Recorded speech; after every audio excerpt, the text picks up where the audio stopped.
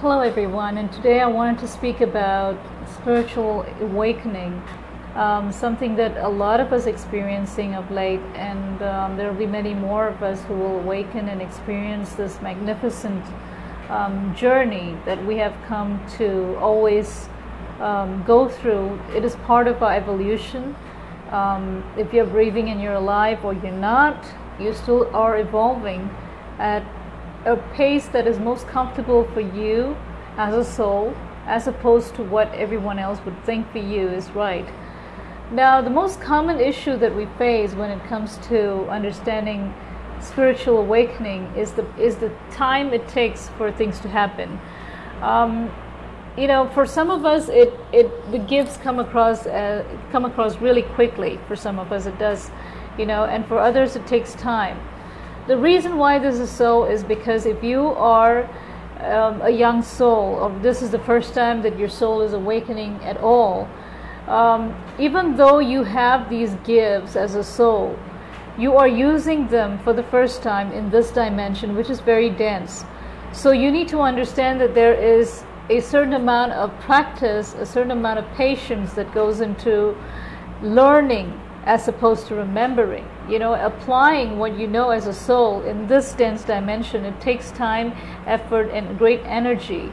And of course, your understanding and your healing. A lot of things go into a complete spiritual awakening and opening up your gifts and being able to use them. For some souls, it has taken lifetimes to get what they are. That is why I'm saying, if you're an old soul, it is a different experience. Spiritual awakening is different for each and every one of us. You cannot expect yourself to have the similar signs and experiences and whatever someone else is going through when they're spiritually awakened may not apply to you. What you go through is just your exclusive journey, and you have to respect that, because your journey is different for your soul. You see, what applies for you may not apply for someone else. And that involves everything from meditation to opening up your third eye or activating your third eye. A lot of things are different. The experience varies from one person to the other. So to compare and to think that everybody has to fit into your ideals of how a spiritual awakening should be, or vice versa, is actually impractical. So for instance, the other thing is, if you're an old soul, on the other hand, as opposed to being a new soul who has to go through the whole process of, learning how to implement all your gifts, transporting them from the other side to this side and actually using them here, as opposed to this, for an old soul, when the spiritual awakening happens, it does not have to mean that the soul is awakening for the first time ever. It could mean that the soul is awakening again in this incarnation. Do you know what I mean? So the difference is remembering versus learning. For an old soul, they just remember. They remember what they experienced. So there is a way where you will actually have maybe a dramatic experience, like your third eye will certainly start kick open, and you will have visions or dreams, and sometimes you will have a certain amount of knowing or emotional experiences that you've never had before.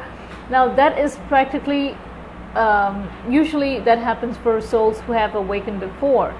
Now when I'm talking about souls who have, who are new, you may have similar experiences where all out of the blue suddenly you start having visions, or you start seeing things or feeling things that are out of the ordinary in this world. It is how your guides and your guardian angel and the ascended masters are testing to see how you will respond to these gifts, how you will respond to the experience of awakening, of awakening in this incarnation. So it is different. The experience is different for all of us.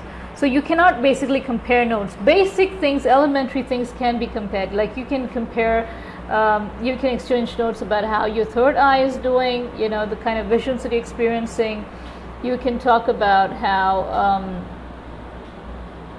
the kind of tools that you can use to improve your gifts. These are things that you can practically use, but one thing that you cannot exchange is the overall experience. That will be yours alone. So you don't have to feel like you need to fit into a box either. The online community is great. It's great for people of like-minded experiences coming together. But again, you don't have to let them influence your own evolution. Your evolution is yours alone, is exclusively meant for you. You don't have to allow it to influence you in any way. It does not have to influence you in any way, because what they say may not even apply to you. So you don't have to try and fit yourself into a box that they put you in. All you need to do is allow the process of this whole experience, embrace it as yours alone and take it one day at a time. Again, don't rush. That is what this topic is about. It is about not rushing. When you rush, you're only putting yourself up into a platform that will be completely frustrating, because this dimension that we live in, there is space and time. So we feel the need to rush through experiences. We need to rush through this. We need to do this at a certain timeline. But on the whole, if you look at your soul is eternal. And in the other dimensions, time and space is not a concern at all. So they do not understand, or they do not understand the value of time. So when you say that you have to hurry up with a gift, that does not apply. That is probably why a lot of us are frustrated when it comes to spiritual experiences, because no matter how much you try or how hard you work at something, you would not be able to speed things up. Your gifts will take time to evolve. Everything takes time. So you have to be patient. All right, it takes time, but then the experience will be worth it. When you wait and patiently go through it, take it one day at a time, it will be so worth it. So don't be impatient. There is no need to rush with your gifts. Do it one day at a time. Try using gifts. Explore the many possibilities. Explore the many possibilities of communicating and channeling your spirit guides and guardian angel. Try tools which are basic and easy to understand, like a pendulum, or you could try automatic writing. These two are possibly the simplest way of communicating, because you don't really have to come up with things, you know what I mean? You don't have to work your intuition. These are things that are basic, and you can always learn how to use these tools. There are a lot of online tutorials and guidelines for you to follow to use these tools, and they will be very helpful for you. So take it one day at a time. Don't rush yourself. Don't be hard on yourself when it comes to exploring yourself spiritually. And meditate so that raises your vibrations for you to be more receptive towards these messages as you channel. It becomes easier for you to receive messages when you meet them in between. When you raise your vibrations, and they can lower it a little less for you. When you are very stressed, or when you're sick, or when you are going through so much emotionally, your vibrations will reduce, and it is okay to not feel them at that point of time. There is no need to think that this is it, that's closing down or anything. You're not disconnecting in any way. You will reconnect when you're feeling better and your vibrations go up. And over time, even that won't matter. Like, I've been doing this for over 20 years of my life, and it doesn't matter to me now much if I'm emotionally upset, or if I'm overwhelmed, or if I'm sick. I still am able to use my gifts to a certain extent. At least 50% of it works for me to function and do whatever I'm doing on a daily basis. So I want you to understand that it takes time, practice, just like any muscle in the body. It needs you to work on it. But be patient with yourself.